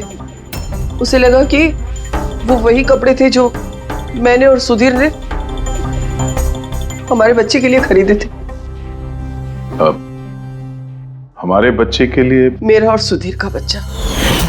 30 साल पहले मैं आरके विप्स कंपनी में अकाउंट डिपार्टमेंट में काम करती थी। सुधीर के पापा उसके मालिक थे। वहाँ सुधीर और मेरे बीच में प्यार हो गया, और कुछ समझ पाती उसके पहले मुझे पता चला कि मैं सुधीर के बच्चे की माँ बनने वाली हूँ। तो आप दोनों की शादी नहीं? जी नहीं। सुधीर ने तो वादा किया था, लेकिन उसके पेरेंट्स राजी नहीं थे, क्योंकि मैं उनकी हैसियत की नहीं थी। वो तो सुधीर की शादी बहुत ही रईस खानदान में और उनके स्टेटस की लड़की से करना चाहते थे। फिर इसके पेरेंट्स ने और फैमिली ने बहुत कोशिश की उससे, मुझे, यहाँ तक कि मेरी फैमिली को समझाने की कि मैं बच्चा गिरा दूं, लेकिन मैंने भी ठान लिया था कि चाहे कुछ भी हो जाए मैं बच्चे को जन्म दूंगी। 15 मार्च 1990 को मेरा बच्चा इस दुनिया में आया, लेकिन आते ही वो मर गया। जिस बच्चे को गोद में खिलाना था, छोटे छोटे कपड़े पहनाने थे, उसे कुछ नहीं कर पाई मैं। मुझे लगा था कि ऐसे वक्त में तो सुधीर मेरे साथ होगा, मेरा साथ देगा, लेकिन उसने तो इसके पहले ही मुझसे बात करने तक छोड़ दी थी। उसी महीने में उससे माया से शादी भी कर ली। तो इसीलिए आपने आज तक शादी नहीं की और यहाँ अकेली रह रही? जी हाँ। सुधीर जी ने आपके साथ जो कुछ भी किया उससे बहुत तकलीफ हुई होगी आपको। बहुत नफरत करती थी आप उनसे? मुझसे ज्यादा नफरत उससे और कौन कर सकता है। उन्होंने आपको आपका हक नहीं दिया तो आपने जायदाद में अपना हिस्सा मांग लिया। जब जायदाद में भी हिस्सा देने से मना कर दिया तो आप गुस्सा हो गई और मार दिया उसे। मैंने उसे नहीं मारा, और मैं उसे क्यों मारूंगी? मैं तो चाहती थी कि वो जिंदा रहे और जिंदगी भर तड़पे। जिस दिन सुधीर जी की मौत हुई थी उस दिन 2 से 3 के बीच में आप कहाँ थे? मैं घर पे ही थी। आपके पास कोई विटनेस, कोई गवाह? कोई सबूत नहीं है। हेलो, हाँ सर। ओके सर, हाँ साथ में ही सर, मैं अभी बोलता हूँ जी। Yes sir. सर सालू के सर फोरेंसिक बुला रहे हैं जल्दी, कह रहे हैं कि कुछ दिखाना है। होगा तो यकीन नहीं आएगा बॉस। उस एनवेलप की जब मैंने अच्छी तरह से जांच की तो मुझे फिंगरप्रिंट्स तो किसी के नहीं मिले, लेकिन उस एनवेलप पे से मुझे डीएनए के लिए सैंपल मिल गया। जिस किसी ने भी वो एनवेलप भेजा उसने शायद मुंह से थूक लगा के उसे सील किया है, और इसीलिए मुझे उस एनवेलप पर से सलाइवा के ट्रेसेस मिल गए जिससे डीएनए प्रोफाइल बनाया जा सके। लेकिन सर डीएनए टेस्टिंग के लिए तो 4-6 हफ्ते लग जाते हैं। हाँ, और मैं 5 दिन के लिए जा रहा हूँ दिल्ली एक कॉन्फ्रेंस में, लेकिन उससे पहले मैंने कुछ प्राइमरी टेस्ट कर लिए। अब क्या निकला सर आपके इस टेस्ट में? इस टेस्ट से मुझे पता लगा है कि ये जिस किसी का भी डीएनए, उसका डीएनए सुधीर जी के डीएनए के साथ मैच करता है। क्या? इसका मतलब है कि इसका मतलब ये है कि जिसने भी ये एनवेलप भेजा है वो सुधीर का कोई खून का रिश्तेदार है। मतलब सुधीर का कोई अपना सुधीर को ही ब्लैकमेल कर रहा है, पर कौन हो सकता है? सर अदिति के पेट में जो बच्चा था उस वक्त वो तो मरा हुआ पैदा हुआ था। हाँ। और सर बचे सुधीर जी के बेटे रितेश और नील। कहीं उन दोनों को सुधीर जी और अदिति का राज पता तो नहीं चल गया था? क्या पता उसी के लिए ब्लैकमेल कर रहे हो उन बच्चों के कपड़े बेच के। अच्छा सर, वो जो बच्चों के कपड़े मिले थे वो वाकई पुराने हैं या फिर मैले कुचेले करके पुराने दिखाने की कोशिश की गई? मैंने उन्हें स्पेशलाइज्ड लैब में चेक करने के लिए भेज दिया, जल्दी पता लग जाएगा। वैसे पूरी सुधीर के बेटों के बारे में क्या पता चला? क्या करते थे वो?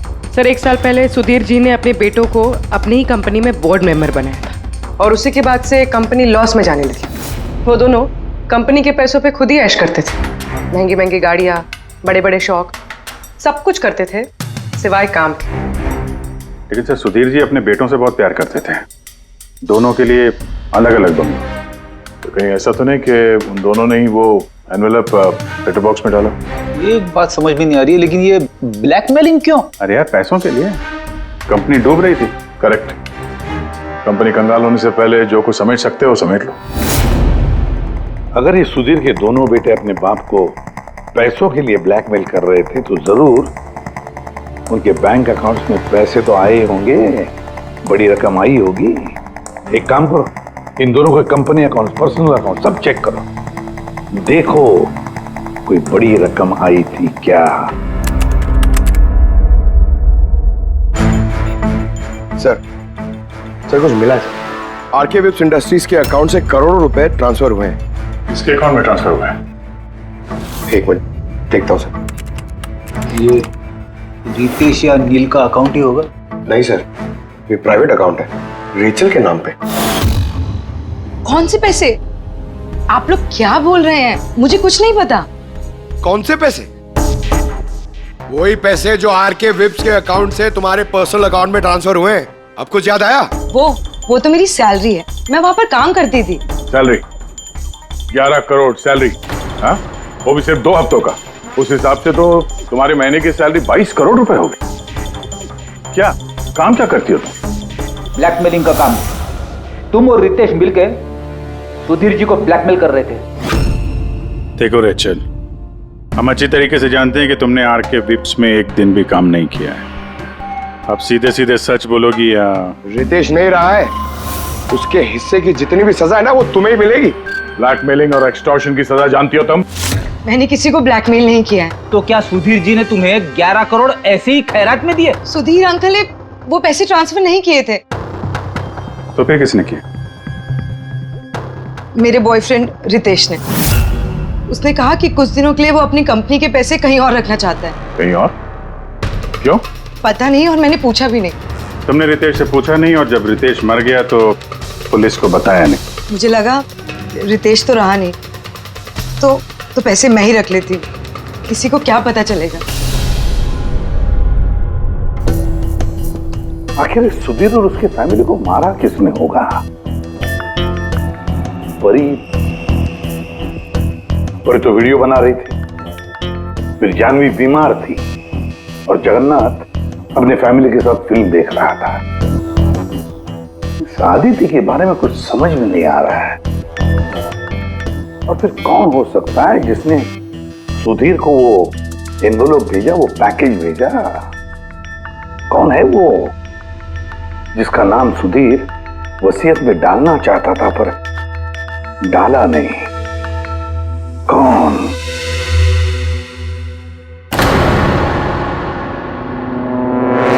फ्रिज में दूसरा केक कहां से आया? हाँ सर, ये दो केक। वही तो, जब बर्थडे था तब सुधीर ने अपने फैमिली के साथ छोटा वाला केक क्यों काटा जबकि इतना बड़ा केक है फ्रिज में? सर, ताकि वो रात में पार्टी पे ये बड़ा वाला केक खा सके। अरे यार, सुधीर जी कोई 18 साल के बच्चे थोड़ी न थे जो अपने बर्थडे के लिए 2-2 केक मंगाएंगे। सर, हो सकता है ये केक उन्हें किसी ने गिफ्ट किया हो, ये बादाम वाला केक। लेकिन बॉक्स में लेके आएंगे ना, उस पर केक शॉप का नाम भी होगा बॉक्स पर। नहीं सर, वहाँ हमें तो कोई बॉक्स मिला नहीं। हो सकता है किसी ने केक घर पे बनाया हो, तभी हमें बॉक्स नहीं मिला वहाँ पे। लेकिन ये बादाम वाला केक बनाया किसने होगा? सर, मैं जानवी का सोशल प्रोफाइल चेक कर रही थी। उसके ऐसे बहुत सारे फोटोज हैं जिनमें वो केक्स और पेस्ट्रीज बेक कर रही है। बेकिंग का बहुत शौक है उसे। हाँ, मुझे बेकिंग पसंद है। तो क्या? तो कुछ नहीं, तुमने बादाम वाला केक बनाया था ना सुधीर जी के लिए। जब मुझे पता है कि उनको बादाम से एलर्जी थी तो मैं उनके लिए बादाम वाला केक क्यों बनाऊंगी? क्योंकि तुम चाहती थी कि वो केक ना खाए, खाते तो बेहोश हो जाते ना। और तुम चाहते थे कि जब तुम उन्हें मारो वो होश में रहे, तड़पे तुम्हारे साथ, गिड़गिड़ाए, है ना? मैं सुधीर अंकल को क्यों मारना चाहूंगी? तुमने केक में सेडेटिव नहीं मिलाया रितेश, नील और माया को मारने के लिए? आप लोग ये सब क्या बोले जा रहे हैं? बस नाटक बंद। तुमने बोला था ना कि तुम उस दिन बीमार थी और घर पर ही थी, कहीं नहीं गई थी।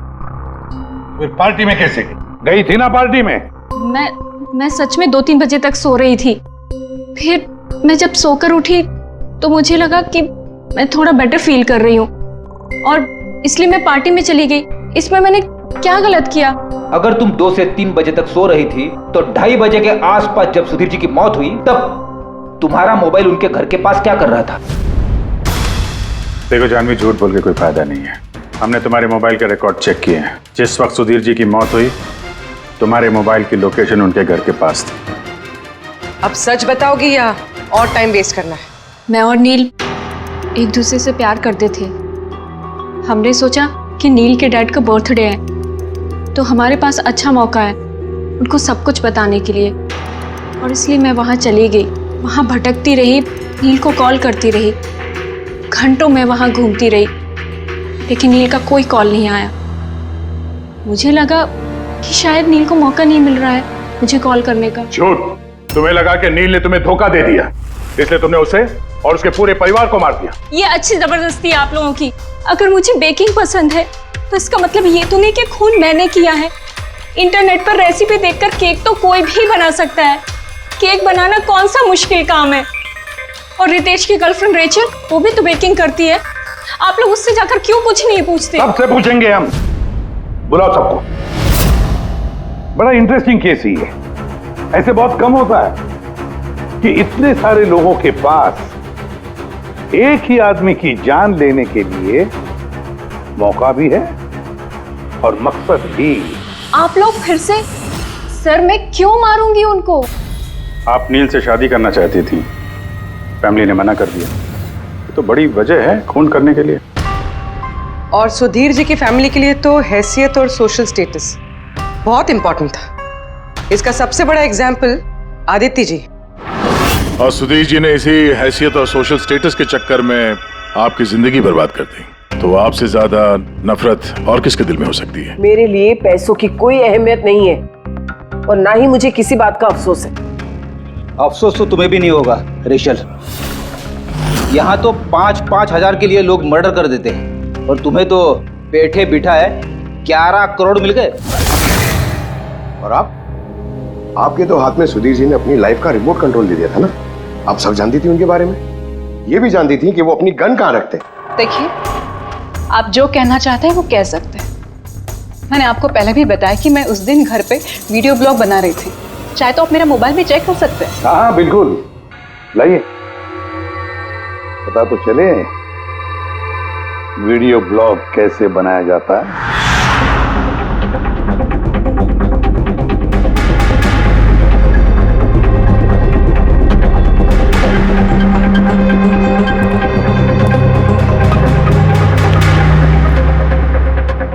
सर, अब तो आपको यकीन आ गया ना कि उस दिन मैं अपने घर पे DIY वीडियो बना रही थी। DIY मतलब? Do it yourself. सर, मैं अपने इंटरनेट चैनल पे लोगों को रोज के काम करने के इजी तरीके बताती हूँ। Do it yourself. सर, हाँ, न्यूज़पेपर देखिए, डेट भी वही है। हाँ है तो वही, यानी वीडियो उसी दिन शूट हुआ है। सर, अपुरे, सर मैंने मेमोरी कार्ड पे डेट और टाइम चेक किया। ये वीडियो उसी दिन बना है, 2 और 4 के बीच बना है। अच्छा। और सर, परी की मोबाइल लोकेशन क्रॉस चेक की हमने तो पता चला कि उस दिन वो घर पे ही थी। पूर्वी एक काम करो, इन चारों लेडीज को अलग अलग कमरे में बिठाओ। सर चलिए।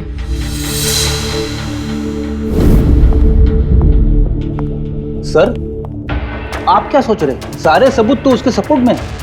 मुझे तो इस केस में अंधेरा छाता हुआ नजर आ रहा है। फिर एक बात तो पक्की है ना कि जब अंधेरा होता है तब परछाई नहीं होती, लेकिन मुझे लगता है ये सारा का सारा केस परछाइयों का ही खेल है।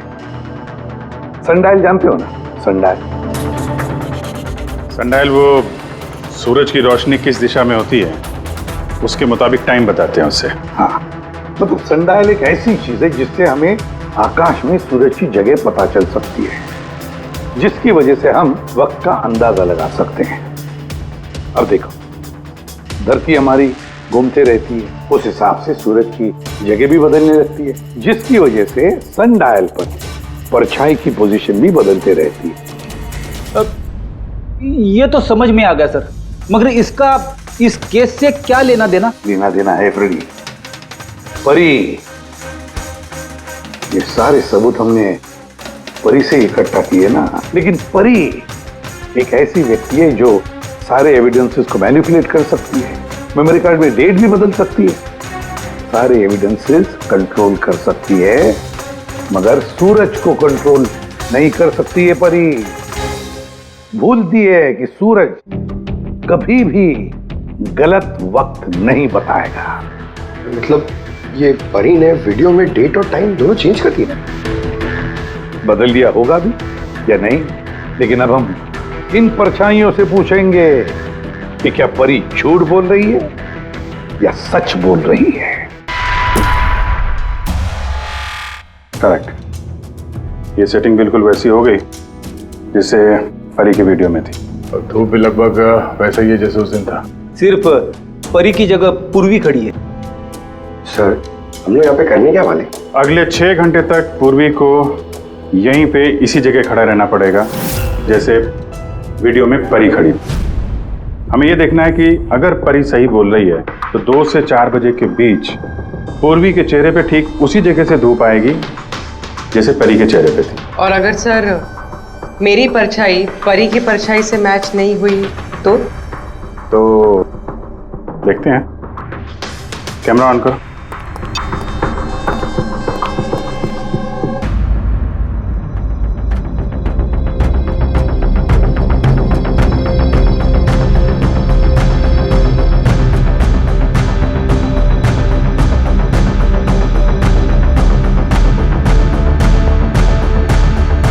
चलो, गुड, ओके पूर्वी, रिलैक्स। सर, क्या है वीडियो में? देखने दो यार।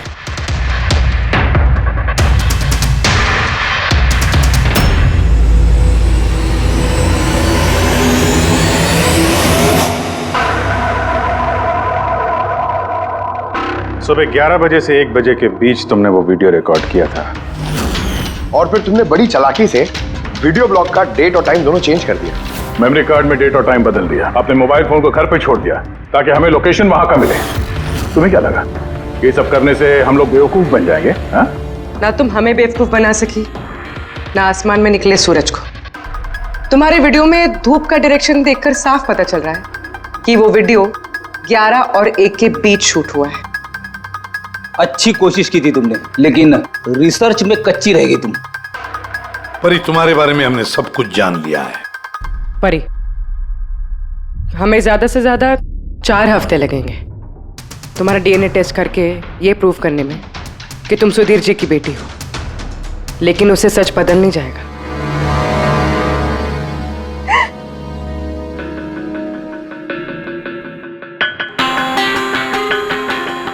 मैं उन्हें मारना नहीं चाहती थी, मैं बिल्कुल उन्हें मारना नहीं चाहती थी।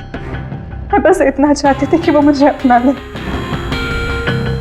बचपन से लेकर आज तक मैं अनाथ आश्रम में पली हूँ ना, तो बस एक फैमिली चाहिए थी मुझे।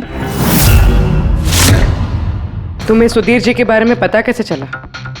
वो मेरे बचपन के कपड़ों की वजह से, उन कपड़ों पर हॉस्पिटल का कार्ड था, वो निकालना भूल गए थे।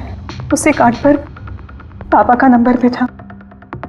मैंने पापा को बहुत ढूंढा था, फिर लास्ट ईयर मुझे उनकी कंपनी के बारे में पता चला। लेकिन तुमने उनकी कंपनी क्यों ज्वाइन की? तुम तो चाहती कहीं भी सुधीर जी से मिलकर बता सकती थी कि तुम उनकी बेटी हो। लेकिन मैं पहले उन्हें जानना चाहती थी, मिलना चाहती थी। फिर धीरे धीरे मुझे पता चला कि वो बुरे इंसान नहीं है, वो दिल के अच्छे। तब मुझे ऐसा लगा कि शायद उस वक्त के हालात खराब होंगे, इसलिए उन्होंने मुझे अनाथ आश्रम में भेज दिया था। मगर अब तो सब ठीक हो गया था ना, अब तो वो मुझे अपना सकते थे ना। तो फिर तुमने उनसे मिलते ही वसीयत में हिस्सा क्यों मांगा? क्योंकि मैं जानना चाहती थी कि उनके लिए इम्पोर्टेंट क्या है, पैसे या मैं। तभी सुधीर जी अपनी वसीयत चेंज करना चाहते थे। हाँ, और ये सुन के मैं बहुत खुश हो गई थी। मगर सुधीर ने अपना फैसला बदल दिया, जो तुमसे सहा नहीं गया। सब उनकी वाइफ और उनके बेटों की वजह से हुआ। उनसे ये बर्दाश्त ही नहीं हो रहा था कि पापा मेरा नाम दिल में ऐड करने की कोशिश कर रहे। मतलब एक बार फिर से सुधीर जी ने तुम्हें अपनाने से मना कर दिया? हाँ, और इस वक्त भी फैमिली की वजह से। वो बिल्कुल भी नहीं बदले थे, वो वैसे ही थे जैसे पहले थे। सेल्फिश, मतलबी, गैर जिम्मेदार। सीधे सीधे हिस्सा नहीं मिला तो उन्हें ब्लैकमेल करना शुरू कर दिया? नहीं, मैंने जब उन्हें पहला एनवेलप भेजा तब मेरा ऐसा कोई इरादा नहीं था।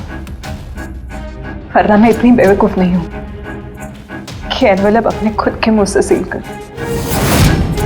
मैं तो यही उम्मीद करती थी कि एटलीस्ट वो मुझे अपनी फैमिली में एक्सेप्ट कर ले, मेरी खुद की भी फैमिली हो। और इसीलिए अपने पापा के बर्थडे के दिन नशीली दवाई वाला बादाम का केक लेकर उनके घर पे गई।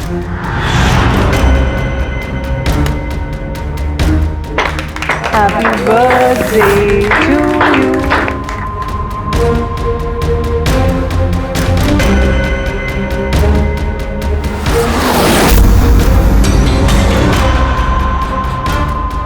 मुझे एलर्जी है।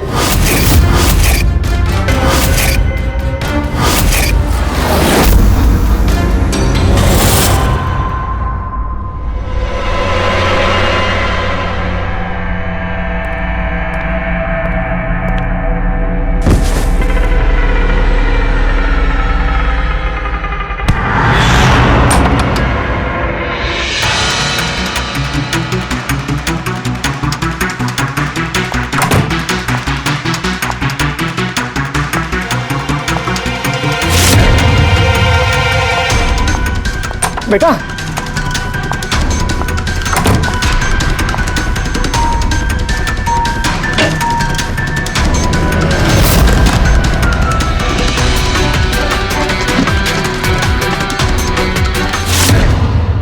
तुम सुधीर जी की पूरी फैमिली खत्म करना चाहती थी ना? तुम्हारा मकसद पूरा हो गया। अब तुम्हारे साथ उनकी फैमिली का आखिरी मेंबर भी खत्म हो जाएगा। जेल जाने से पहले हम तुम्हें किसी से मिलवाना चाहते हैं।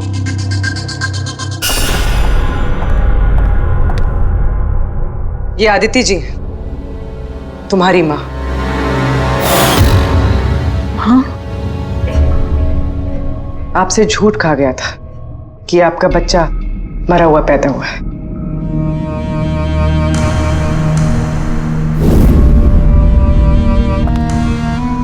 हाँ।